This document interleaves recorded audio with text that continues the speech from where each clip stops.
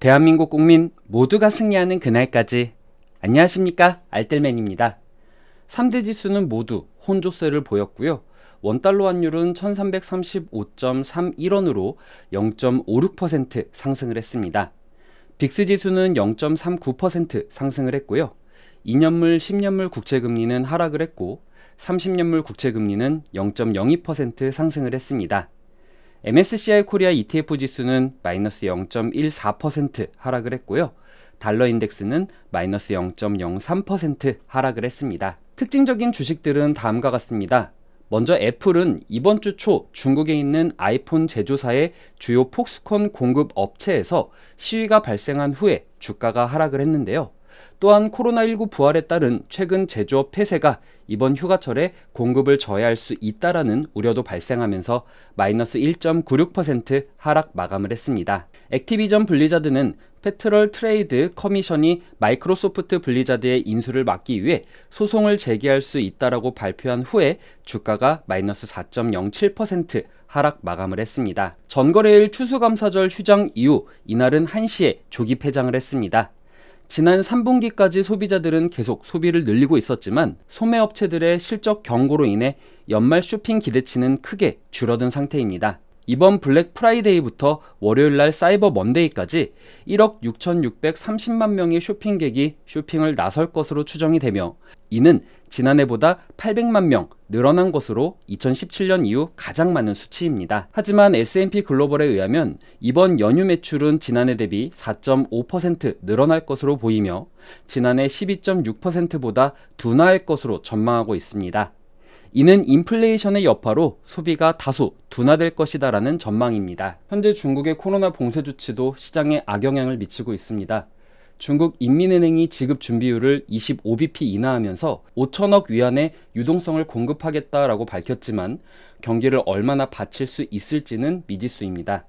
현재까지 중국은 올해 4월 이후에 두 번째 지급 준비율을 인하했습니다. 원자재 가격은 대다수 하락을 했습니다.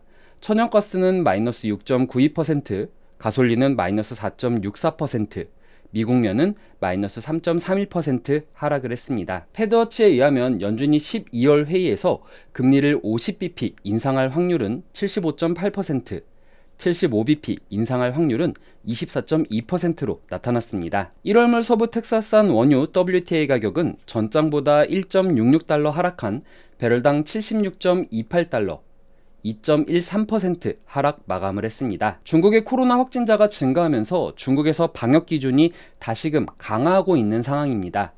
이러한 상황에서 중국이 얼마만큼 더 강력하고 오랫동안 방역 규제를 강화할 수 있을지 시장의 주목도가 더 올라가고 있는 상황입니다.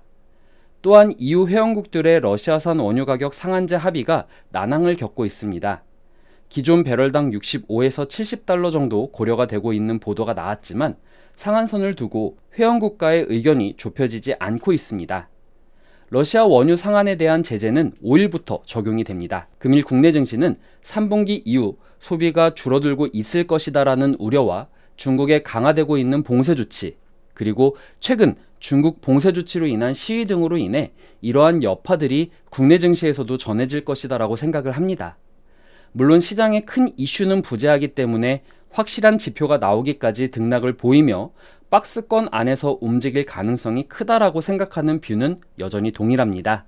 지금은 사이버 먼데이까지 소비가 어떻게 흘러가고 있는지 귀추가 주목되고 있으며 이번 주 연준 의원들의 발언들도 시장에 영향을 줄 수 있는 부분이 있기 때문에 이러한 여파로 인한 등락을 잘 캐치해야 된다라고 생각을 합니다. 이번 주 일정 잘 참고하셔서 성투 기원하겠습니다.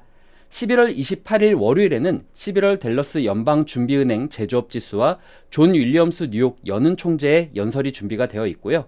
11월 29일 화요일에는 11월 소비자 신뢰지수가 발표될 예정입니다. 11월 30일 수요일에는 11월 ADP 고용보고서, 3분기 GDP 잠정치가 발표가 되고 10월 구인 이직보고서, 제롬 파월 연준 의장의 연설, 리사 쿡 연준 이사의 연설, 연준의 베이지북이 발표될 예정입니다. 12월 1일 목요일에는 10월 PCE 및 개인소득이 발표가 되고 주간 신규 실업수당 청구 건수, 그리고 11월 ISM 제조업 PMI 지수, 11월 자동차 판매 지수, 로리 로건 델리스 연은 총재 연설, 그리고 미셸 보우만 연준 이사의 연설, 마이클 바 연준 부의장의 연설이 준비가 되어 있습니다. 12월 2일 금요일에는 찰스 에번슨 시카고 연은 총재의 연설이 준비가 되어 있습니다. 오늘 내용 괜찮았다 생각되시는 분들은 하단의 구독과 좋아요, 알람 설정을 눌러주시면 제가 영상을 만드는데 큰 힘이 될 것 같습니다. 오늘도 시청해주셔서 감사합니다.